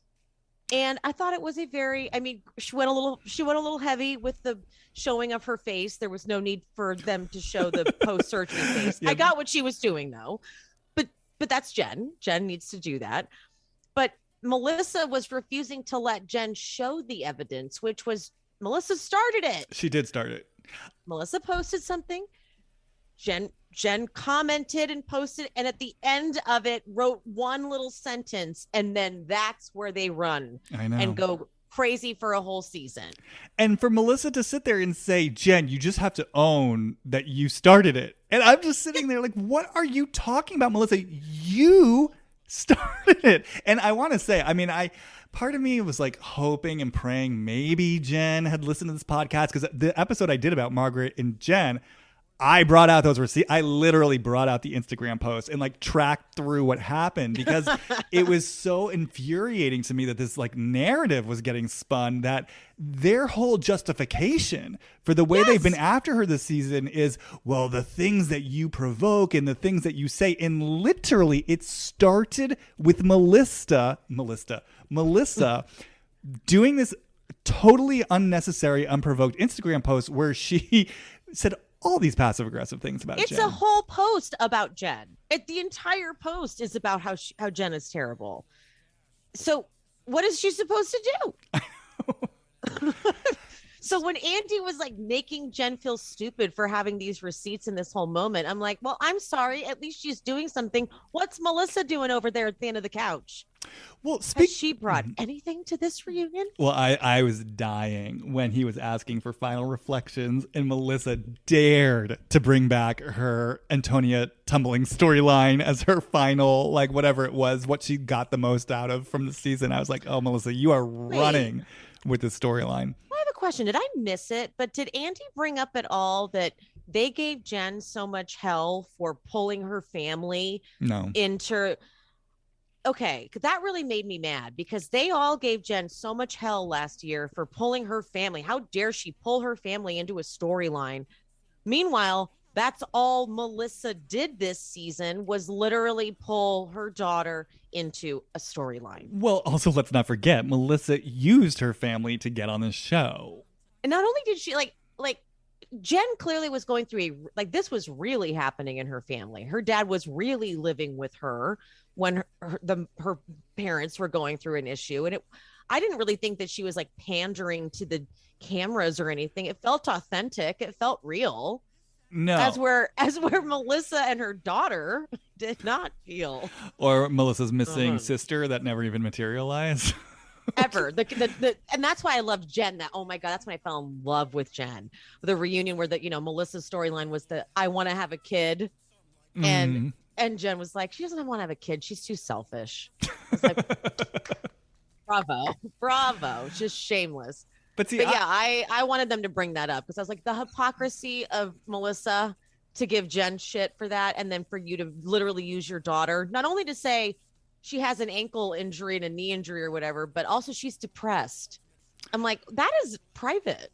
What's your take on the Melissa Teresa relationship at this point, and just sort of everything that was going on between them at the reunion? And okay, Melissa to me she's really like, it's tough because Melissa's actually quite likable. Like when I saw her on Watch What Happens Live, I was like, oh, she's actually like a fun person. Like she'd be like, if I met her, I'm sure she'd be a fun, easy to get along with type of person. But I've seen the way she's goaded Teresa from the second she got on the show. Like when she got on the show, she was so passive aggressive and made so many digs at Teresa. And she's basically just like Teresa. All the things that she complains about with Teresa are things that she's very guilty of doing herself. And so at this point, when the war starts with these two again, like when it gets revved up, I almost, it's like I get PTSD from when we had the civil war between the families, the Gorgas and the Giudices for like 5 seasons. So I just tune it out and I'm like, I can't, like, I almost can't even process it. The problem is, I'm sure Teresa is justified because what happens is I watch the show and my instinct is watching it going, oh my God, Teresa's being irrational. Like the whole, you should have postponed your wedding because I was pregnant and you wanted me to be in your wedding and you should have postponed it. That's what a good sister-in-law would have done. My instinct watching is to be like, Teresa, you're being ridiculous. Then I go on like Twitter and people have these great points about how Melissa is actually the villain. And I'm like, oh yeah, you're right. And that's what happens with Jersey all the time. I watch it. My instinct is usually that Teresa is annoying and difficult and I can't stand her. Then I go and I see some other opinion on it. And I'm like, oh yeah, that's a good point too. There's just a lot of hypocrisy on both sides. So I don't really know. Like I land where I don't really like Melissa and Joe necessarily, but I think I land where I don't even really care. I want them I want them to stop pretending like they can have a relationship. I'm sick of like you're my brother, you're my sister, defend me. I'm like, just admit you fucking hate each other. Yeah, I mean, it's interesting because in some ways I've really appreciated where they've been the last few seasons because I feel like it's modeled something healthy in a way, which is, and I think to your point, I think they've both had each other's number from the beginning. I think absolutely there are things that Melissa does that, like you said, passive aggressive. I believe a lot of what Teresa said about who she was when she came on the scene. And I absolutely believe that Melissa was seeing who Teresa was, and that, Teresa was kind of like the nightmarish sister-in-law from hell who was like giving her no grace and wanted to be the center of attention all the time. Like, I feel like, what was that moment in Atlanta? We see each other. Like, I feel like Melissa and Teresa have seen each other and there's quote unquote blame on both sides. But I feel like sort of what happened through the whole jail rigmarole is basically these two actually got to a place of we see each other. We don't necessarily like each other as people. We're family. We're going to finally just give each other grace and kind of learn to accept each other for who we actually are and learn when to back off and learn when to pick our battles and learn how to say the thing that we need to say. Even on the girls' trip, Teresa basically communicated, I didn't like how you came on the show, and Melissa denied it. And you just sort of saw they let it be. Right. And so for me, like I said, there's almost been something kind of, you never see this on Housewives. I feel like you never actually see a model of what it is for two people to kind of accept the limitations of their relationship and for the sake of greater unity and harmony, just sort of let each other be. Now, what I think is interesting is something's gotten kicked up again, to your point, this season. And so now we're back in those waters and it's interesting, right? I mean, it's interesting because something's gotten kicked up in Teresa where she's lost some of the softness that she accumulated. She's back in that hardcore, like, you're either with me or against me mode. She's making these unreasonable demands. So then it's making her incredibly hypocritical, where basically I'm asking things of you I'm not going to give you in return. And it's obviously triggering the old wound in Melissa. And for Melissa, like kind of the way that I experience it from her point of view, I mean, there's a lot I think that I see going on. What I've been thinking about with both sides of the family is just their relationship to the show, because that's the thing. They're on this show together, right? So it's like they can't leave each other alone. Yeah. And it's interesting to me because I look at Teresa and I'm like, you kind of have to stay on the show. You got 4 girls to put through college. Like this is how you earn your living. I look over at the Gorgas and I'm like, you don't necessarily have to be on the show. And I think about what's in it for them, and why do they stay in the show? And, I was looking at Melissa and seeing the way that actually both towards Jen and Teresa, just kind of like her posture towards them. And I really got this vibe of a woman who in some ways feels stuck. And it's almost like when she came on the show, I mean, we all saw it, right? She wanted to be the next Britney Spears. She was recording on display. She thought she was going to be the breakout star and that everyone was going to see her side of things. I mean, she had that kind of naive, myopic, inflated sense, I think, of how this was going to go for her. But the thing is, Melissa's smart, like Louis. You know, like she's smart, and she she heard what people are saying. She saw how she came off. She is course corrected so well. So she doesn't say thank you, Jesus anymore. God. I think what I'm saying about all this, it's almost like I don't know that the show has given her everything that she wanted from it. I think it gives her a taste of some of what she wants for herself. I don't know how happy she really is in her family life or even her relationship with Joe. I wonder about that sometimes. Because to your point, I've spoken about this before. I agree with you. I think there is something really likable about her. I think she's smart. I think she's seductive. I think she's got such an interesting energy. And kind of going back to what I was saying about how can you compare calling a concubine to a slut? I think she is grown up internalizing a lot of negative messages about her own energy, her sensuality, her sexuality, who she is as a woman, her relationship to what I would call the dark feminine. And so this is all just to say that I really wonder about where she is in life right now. And if the show were to end tomorrow and then she goes back to being, Mrs. Joey Gorga, what's that going to be like for her? Is that going to be fulfilling for her? Is the show even that fulfilling for her? But is it more fulfilling than not having the show? These are sort of threads that I sort of wonder about with her. And so then she's sitting there looking at Teresa and Jen. It's like, one, just these two women who have such freedom to say whatever they want to say, be who they want to be. They get away with everything. They can do the worst fucking shit and they get away with it. Melissa has had to modulate and watch and control and comport.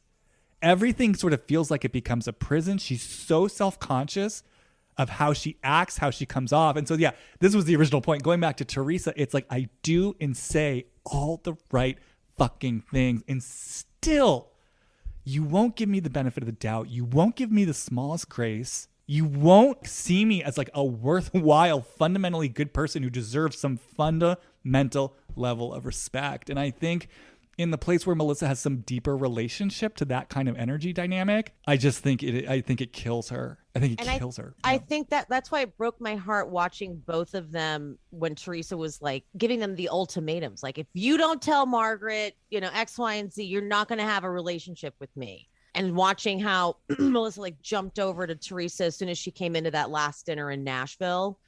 Like they were talking about what happened the night before with the table flipping and everything. And as soon as she saw Teresa come in, she had to walk over. And I noted how I would have been so uncomfortable. I wouldn't have been able to say anything even remotely like polite, but she was able to be like, look at you, Teresa, looking good. And I was like, wow, she's so practiced at that, at like shutting off what's going on over here, which is something horrible. And then as she's talking to Tree, Marge walks by and Teresa says something like, I should have thrown wine on that outfit. And Melissa manages to just say something like, I thought we were going to play nice. No. And how she just has to manage and maintain this person. And then of course, at the actual dinner where Teresa's telling Melissa, like, Melissa, tell Margaret not to say that. And Melissa's like, what do you want me to do? That is almost why I just want Melissa and Joe to just be like, Teresa, fuck you. Go fuck yourself. You don't have our back. We're not going to have yours anymore. Like, if this is how you're going to be playing it. Teresa at this point is so on the Louis train and is all up in his family and I love that for her. Enjoy it. I just feel bad because they keep trying to get something from her and she doesn't want to give it to them if they don't do it exactly how she demands of them. I think this really is where the show just throws a wrench in everything because, like what stops them from just saying, fuck you? Like there will be no role for them on the show, right? If there's just a split between them. And I do kind of feel like Teresa not having Melissa as a bridesmaid, that there was a fuck you around, you guys did not have my back this season against Margaret, which again, to me really does feel like it comes back to the sense of Teresa of there was something so precious and vulnerable to me on the line. It's like, Teresa could never say this. Like, I wanted you guys there in my corner and you weren't. I think to Teresa, not that I'm defending, again, the way that she processes it and where she goes with it, but I think she experienced it. I think she genuinely experienced it as a deep betrayal. And I think she's someone who just cannot and won't speak to like the tender vulnerability that I feel about where that took her to see Margaret jeopardizing this thing that matters so much to her in the interest of like, yeah, again, emotional intelligence, right? And how we navigate our lives. I think if there had ever been a moment where Teresa could have gone to Joe and Melissa in vulnerability and said, this relationship means the world to me. I am so fucking scared. This is going to put him away. Like, help me. I'm sure they would have helped her. I agree. And I think I said that almost verbatim on my podcast once, because I was talking about that Nashville dinner. And I was like, if could Teresa ever just turn to Margaret and say, look, I've got this relationship with this guy and blah, blah, blah. And then I stopped myself and was like, but could she ever communicate like that? That's the problem. And it's no. Then she communicates in a different way. And then it brings out a fight. And so we end up kind of spinning in circles. And she says something insulting that really offends me, because of course, when she starts with the body shaming stuff, that triggers me and my feathers get ruffled. And I have to like dust myself off, because when she says the like, Margaret always eats, I'm like, nah, then you got to go there, Teresa. All right. And look, Marge isn't innocent. She's said many disgusting things about many, many people. Like when she made fun of Jen's lips, what did she say? It looks like a monkey's asshole. And she's made plenty of gross comments. It's just in that moment when Teresa does stuff like that, it makes me upset. So like I run out of compassion for Teresa, because then she opens her mouth the way she does. So like, if you take Teresa on Ultimate Girls Trip, who can communicate with people, like the way she was talking to Ramona of all people, when she was showing Ramona the cards that Louis gave her, and it was like, oh, this actually is tender and sweet, because she's dealing with someone who she doesn't feel is coming after her. Right. Marge opened the season with Teresa letting her know, like, I'm talking about everything on camera. And yeah, and I mean, as we talked about before, I do think there was an edge of vengefulness in it. Again, I just heard this voice. It's like, oh, you're going through it this time. Like, you don't get spared. You're maybe above a lot of things. You're not above this. We're doing this. Like, I'm again, it was a ridiculous, obnoxious thing to say, but I'm not disagreeing with Louis when he says she wants to be sitting in your chair. Yeah, 100%. I mean, that wasn't incorrect. No, it was not incorrect at all. It was not incorrect. Why can't Teresa basically let in any opposing information? Like, what is this in her that's so stubborn and bullheaded, like to the point of just mass destruction? And I do have kind of an experience in my body around Teresa and what happened. I'm going to try to put language to it, because it has to do with this experience of vulnerability. It's like, for me as Teresa, when she's outraged, right? Let me just take a moment. I love this. I'm trying to think of like how to articulate this, right? Because it's the way that I experience Teresa in those moments, it's like I'm slapping my hands together. It's like I'm shutting something down. I'm shutting it down. And I feel like it's like when I think about Teresa and I think about this, again, this relationship to this, what I experience is this deep vulnerability and this very tender place in her. And then I feel this place in her that doesn't feel like she deserves tender love from a man. Like that, it really feels like you can't see me at home, but like I'm cringing. It's like the bottom's going to fall. Again, as Teresa, I get so scared. Like if I open myself up to this, something's going to come in and smack me down. And I just think about the culture she grew up in. I've talked about this before. I think about the fact that she grew up in a truly old school Italian home where she was a first generation American. She was literally not allowed to go to college because she was a woman, which again, I just feel like that cannot be stressed enough. It says so much about the culture that she was raised in, the environment she was raised in. And I think about Nono, and I know everyone loves Nono. Like, yeah, he was sweet and charming, but I think about the way that he would yell. I think about that christening, the way he screamed at Joe, and he had that kind of energy of like shutting people down. And I just get this feeling for Teresa, especially if we kind of go with this idea that this is again, being kind. She's not the most cerebral woman. She's maybe not the most, she's not in her head. Like, she is a woman of feelings and emotions and currents of energy. And I just get this feeling if, like, you're this girl who has this connection to her heart, and there is this sort of vulnerable place in you, and something's coming in that slams you down around it, right? And there's no room for you to have feelings about it, to speak up. I can just feel the flavor of shame, hurt, heartbreak, a sense of worthlessness. Like, I'm not allowed to have feelings, and that equivalency of these feelings, they're equivalent to my powerlessness. They're equivalent to like a sense of humiliation. And so it's almost like bringing this back up to speed to present day life. It's like what I get off Teresa is there was no room for nuanced feelings. There was no room for it feels to me like their experience of childhood was like either or, all or nothing. That makes a lot of sense, actually. Yeah, so it's almost like what I feel like is Teresa, from the child's point of view, even as an adult, if I open space up enough to like make room for something else coming in, I don't have a learned experience of, oh, this is going to be held with compassion and respect for all the nuances. My energetic experience is something's going to come, shut me down, wipe me out, and humiliate me. And I got to protect this at all costs. So yeah, kind of the way that I was shut down, I'm shutting things down. And it really feels, I mean, it's interesting, right? Because she's so black or white. That's how I feel to my body. It's a black or white, on or off. That's it. No fucking way am I opening up room for something more.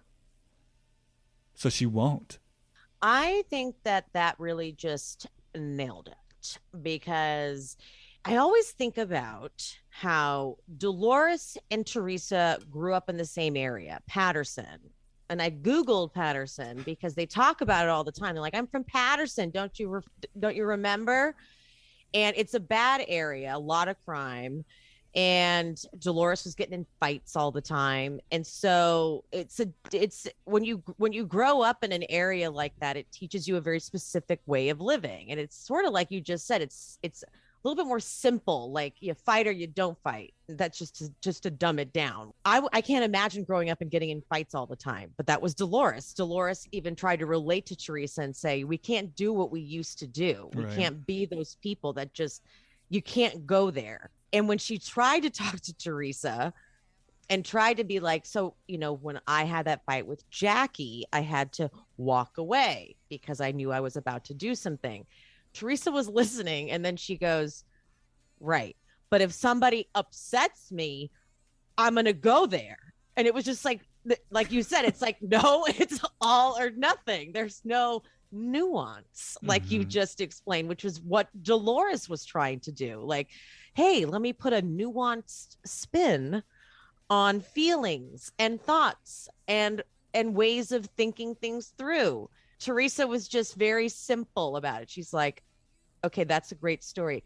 But if somebody tells me, if somebody says something about my boyfriend, I'm going to do that. And so that has always been, I've always been a lot meaner about Teresa. And just like, she to me seems like someone who's just got a low level of intelligence, almost to the point of a handicap. Yeah, no, I know. And it's like, because I was listening to this podcast about this con artist who purposely went after people who had low intelligence because it was easier to manipulate them. And this lawyer figured out that that's what they were doing, because like he took on a pro bono case of this person who was like, no, like if I tested their IQ, it was like very low and they should not be making these financial decisions. And it's almost like Teresa has that level of like, you shouldn't really even be making these types of decisions. I know that's so insulting. No, I was thinking about this before the podcast too, because I'm someone, and I feel like this is going to sound self-righteous, and I don't mean it to. It's just genuinely true. I've never felt comfortable ever using the word dumb or stupid to describe someone, because I really do just feel like there are different types of intelligence. And I was just thinking about Teresa, and Teresa, yeah, I mean, obviously she's not what I would call book smart. Like, she's someone, it's like there are times where I kind of hold her in a certain way and I'm like, is there, there's something a little almost underdeveloped here, you might say. But it's interesting that you were feeling your compassion for Teresa, because I actually started feeling my compassion for Margaret in a certain type of way where, you were talking about, how in some ways Dolores was trying to bring in nuance. And even though I think Margaret's very much full of shit, like I was just really thinking about how Margaret's trying to have a certain type of conversation with Teresa that Teresa's just not capable of having. And it was the first time that I could feel for Margaret in the place where I don't think Margaret, much like Melissa, is aware of how shitty she can be. Like I think Margaret probably mostly believes in her own good intentions. And Margaret's obviously smart and she's obviously emotionally intelligent. And I think she's trying to hold space for a deeper conversation with Teresa. And she's kind of the one saying, like, I'm willing to be in the trenches with you. I'm willing for us to be in our humanity. And I suddenly felt for her just how hurtful it might be that Teresa's not willing to go there with her, and that Margaret takes that personally. Like she sees it as a reflection of her own worthiness, not quite getting that Teresa just can't let herself go there. And then I was also feeling for Teresa too, kind of like what we're talking about, in the place where she's not maybe intellectually, I don't know how to like language this without coming off completely like patronizing. Maybe she's not the most cerebral intellectual person, but what I do think Teresa has is like there's something like wild about her. She's feelings, she's emotions, including her love, by the way, and that vulnerability I'm talking about, and feeling for her what it must be like to have all these feelings and currents of energy that want to move through her that don't necessarily have permission, or she doesn't have the sense of safety to let it all run and move through her. Because as we all know, I mean, Teresa can be so charming, so imagine if like there were space and permission for all of her feelings and she didn't have all that built up residual rage around what's not expressed. She could just be free to be this like heart-based, live large, fight hard, forgive hard wife and mother who maybe sometimes stumbles into success as like a cookbook author too. You know what I mean? She could have all these different parts of herself, but it's like there's something that got shut down in the flow, and in that place, it's like she won't tolerate anything that feels like it's coming in to take something from her or to humiliate her or to embarrass her. It feels like that fight, it's like it's kill or be killed. I'm not letting anything in, especially with you, Margaret, like someone who I perceive doesn't have my best interest. You want me to create space in there? No fucking way. Well, especially with Margaret too, because she knows what she did with Margaret. She knows that hair pull happened. She knows she's got revenge coming her way, so she's not going to trust for a second that Marge is pulling the I've got good intentions crap on her. She's like, no, you don't. Okay. I know I've got this coming my way and I'm not going to be caught slipping. All right. Not for 1 second. And she didn't get caught slipping for 1 second. That moment where she got called out for the hair pull and she just goes to the porch and sits on that chair. I love that moment because, Teresa, obviously her MO is just to totally disown anything and everything. But even she knew in that moment, even she couldn't get out of that. And just seeing her, that had that flavor of LVP and Ken just smoking on that balcony in Puerto Rico. Just those moments where the women know like the jig is up and they're just in a corner that they can't escape. It's like, those are the moments. Yeah. Maybe kind of like as a final note, you just got me thinking about, again, as someone who works with people, I was talking about like, with Louis, I would want to support him to explore his rage and his violence with consciousness and intention. It just got me thinking about like, what do you do with a woman like Teresa? Because, that's what I was thinking about. Like, wouldn't it be great just to get frickin' Margaret, Melissa, Jen, Teresa in like a 5-day workshop where we support them to go into all their energy and own their negative intentions and find out more about themselves and what they have in common. But then I was thinking, but like, then there would be Teresa, which this is how we started the podcast, right? Like, you know, and I've my training is specifically around group facilitation. So I've been in so many groups and I've facilitated groups. So I know what it's like when there is someone, I mean, oh my God, it's like one of the hardest things to navigate when someone's just a roadblock that just stops the group energy from flowing. You know, so I was just sort of thinking, like, what would you do with Teresa? How would you handle her? And I do just keep getting this image, though. I just wonder if there could be a way just to support her to just totally drop words, like drop logic, drop reason.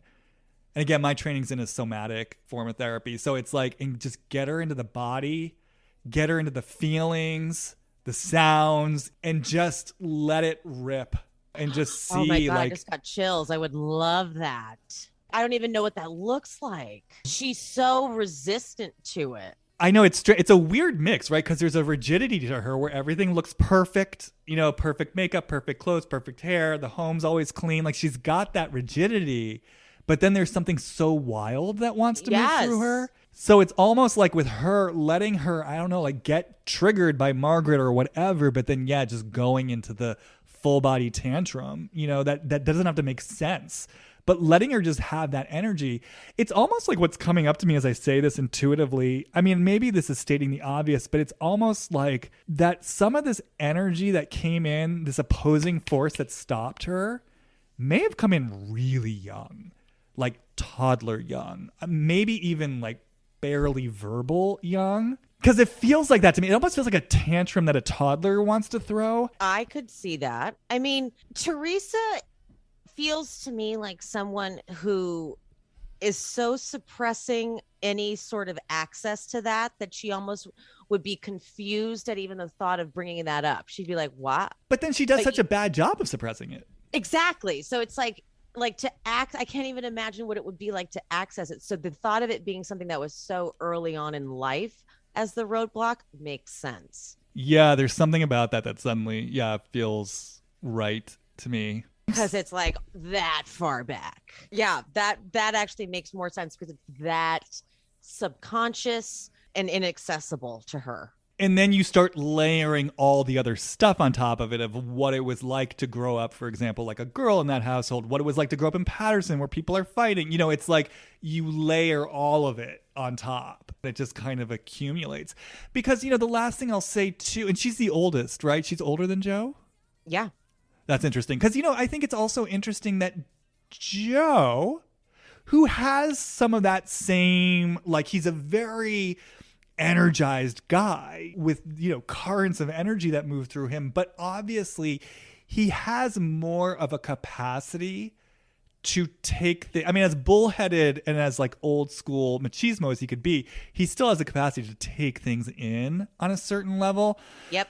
So I don't know. That's just interesting to me. I wonder what it was like for Teresa to be an only child as a toddler in that household with I'd be curious, like what was going on when she was born. Right. Because was she born here? No. I don't know. They moved. I think she was born in Italy. I don't even know why they moved here. I agree because they loved Italy so much. Remember when they did the big Italy trip? Mm-hmm. And they went to the small town that they're from and they just love where they're from. And I can't remember if she said they moved. You know what? I don't remember. And now I need to know that because that would make a big difference. But it was just that old school. That's why I'm always bringing it up because I feel like it gets lost in the shuffle that she's first generation American. That's a big deal about someone's lived experience to be a first generation American. I mean, remember they were making I think it's season 1 or 2, but they're making the sauce. And if the woman's on their period, they can't make the sauce because they think that it's got bad energy for the tomato sauce. Like that is how old school we're talking. Right. Exactly. Yeah. Like we're talking old school. We're talking like archaic. Yeah, I mean, this is, Teresa said, I mean, she never went to therapy before any of that stuff with Joe happened. I mean, she had that, it is black or white, like you don't do this stuff. And again, I just feel that kind of relationship to like humiliation, powerless. Like, no way. We don't do that. We don't indulge those tears. It's like kill or be killed. Yeah. And there's pride around that. It's interesting how she did so well in prison. Like she just she did her time. Like she dissociated, I think. Well, and that's what I was saying. Like when I was kind of feeling into her issues with Jackie, whatever season that was where she spread those rumors, a lot of it felt like to me kind of like her coming out the other side of that. And she had been such a trooper and so strong and kind of this feeling of like shell shock. But then I also started feeling like not just shell shock from what she went through, with prison, but also everything we're talking about now, the shell shock of a woman who grew up learning you have to just soldier through. The reason I related this to Jackie was I was kind of looking at Jackie like, Jackie lets herself be, she lets herself be vulnerable. Let's just say Jackie, I'm not talking about this season. This was before the season. So I'm not talking about the eating disorder stuff, but there's a way in which Jackie, I think, doesn't mind positioning herself as a victim. And so, as Teresa, I was sort of looking at Jackie, she's got like the hot husband, the family that's still together, the privileged life, and she's weak. I'm out there like the strong soldier, fucking PTSD, can't stand that woman. So I kind of went on a little digression there, but I'm agreeing with you that because you talked about disassociation. I agree with you. I think there's something that it's like there's an armor she's put on. I use this metaphor sometimes. It's like the dog that runs through the invisible fence, and it runs so fast it gets through the fence. But then on the other side, it's suddenly like wobbly. It's like, holy shit. Oh, yeah. There's reverberations here that I'm not dealing with. Oh, that's a good one. Feel free to use it. I will. All right, Emily. You've been such a good sport. I loved it. Is there any final thoughts? Anything that needs to be brought in? Anything? Justice for Jen. Oh, you're speaking my language. This is a Justice for Jen podcast. That is it. Justice for Jen. What I want to say. If you're so inclined, you should listen to my Jen episode. I had a whole Justice for Jen episode. I will actually, because I need more people to say it. Oh my God. I need to hear a good amount of it because I feel so bad for her after that. I've been saying it since her first season.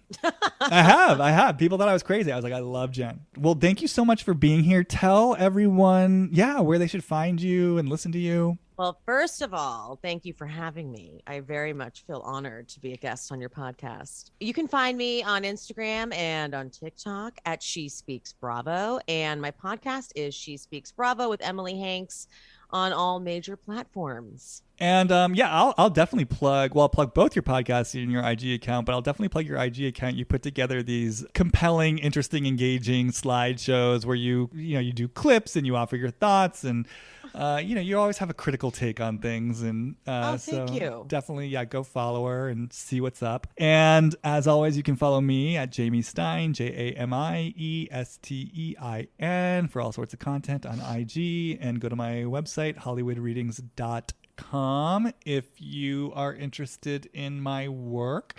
And that's all for now. We got through it. We got through the unmovable object of Teresa Guidice. All right. I'll see you guys next time. Thanks. Bye.